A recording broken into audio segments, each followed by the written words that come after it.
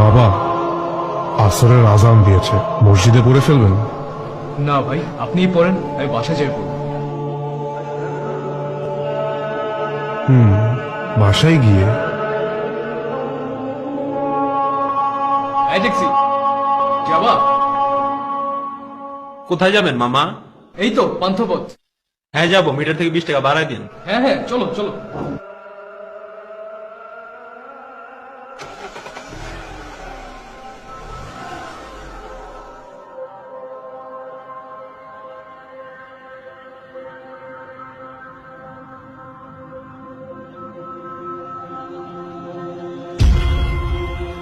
আরে আপনি এখানে?